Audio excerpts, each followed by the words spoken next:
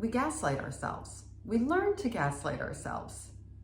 When you grow up with a parent who is constantly and consistently gaslighting you, making your thoughts be questionable, how are you going to develop any sort of confidence in your own thoughts? And how do you figure out what is actually real and what isn't? So I'll give you an example.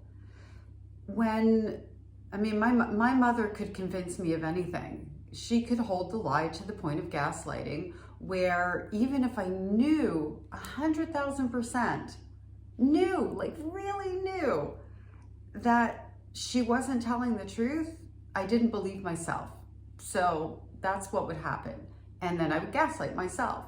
I didn't even need her at some point to gaslight myself, because she conditioned that so deeply. And narcissistic parents do this very, very, very well, unfortunately. And it takes a lot of work and time to unravel it. So my mother, by sort of obligation, brought me to a therapist when I was 17. At 13, I ran away from home. I ended up living on the streets for a year and a half. I had my baby girl when I was 17. Social services sent me back to my family, my relatives, my abusers, and I wanted to stay with my aunt, who had invited me to stay with her, my ex-favorite aunt. And part of the trade-off for that, which was, in my opinion at the time, something I really wanted, like I was happy about, was I would have to go back to school, which is what I wanted to do, and I would have to go to therapy, which I was afraid of, because my mother painted that as, see, everybody knows you're sick in the head. But at the same time, I was comforted by, because of the way that my aunt framed it. So it wasn't a negative thing, it was just something that I had fear around, because it was a constant threat that my mother was going to send me to a loony bin, and she would, those are her words, not mine. And she would say, everybody can't understand why I keep you at home, because they all know you're sick in the head and that I should have you committed and all these things. There was a big, big dark cloud over all things shrinks and therapy and everything from my mother. So fast forward, I end up having to go back to my mother's house, because my mother will not allow me to stay with my aunt. And I don't know that I can say no to that, or have a choice, or anything, because it was my mother after all. But she's your mother. She takes me to therapy, and for the first 15 minutes of therapy, she trashes me, she smear campaigns me, she basically calls me a tramp without using those words, and a problem without using those words. Although I think she did say that I was a troublemaker kind of thing. I ran away from home and I was rebellious and all these things, and it took 1,000 people to make me pregnant with one child. You get the gist? And so when she left the therapy room and I was alone with the psychologist, I was looking down at my feet. I wasn't making eye contact. I was trying to disappear. I was disassociating, and all of those things that I was trained so well to do. And the psychologist was trying to engage with me, but it wasn't happening, because I was terrified. And because if I told her some of the things that I did, she would know how bad I was and that my mother was right. All of these things are so tangled up together.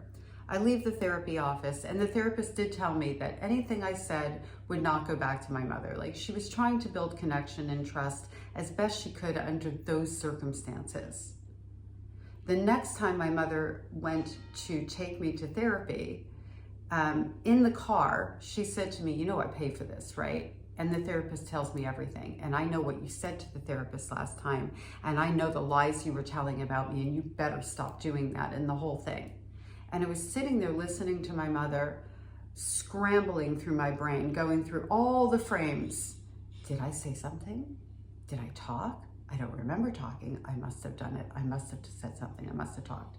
I went into that therapy, the very last session, and said nothing, because of being terrorized by my mother. I gaslighted myself to the point where she must be right. I must have slipped up somewhere. The impact of that gaslighting is what keeps us feeling all the same sort of feels that we have later on until we're able to work through them. And unfortunately, that's one of the reasons that disengaging from our narcissistic abusers, not letting them have access to us to keep setting us on fire, that's one of the reasons that that becomes a necessity, at least for enough of a period of time to undo a lot of that damage so that you start to build confidence and experience, you know, being right, for lack of a better word, experience not actually having a consequence for something that breaks over there that you absolutely knew you didn't do, and all of that sort of thing. I feel you, like I totally know where you are with this. And I can tell you that I'm no longer there. And on the video where your comments from, there's several people who said it never goes away. And for them, obviously it hasn't, and I'm sorry. And in that way of putting it, it doesn't go away. We have to work to unravel and undo that gaslighting of ourselves and that over feeling, or that feeling of over responsibility and all of that. It doesn't, right, just go away. We really do have to work at it. And once you do, I gotta tell you, like for me, it's gone. And I wish that for everyone. And I'm just an ordinary person. If I can get to this point, anybody can.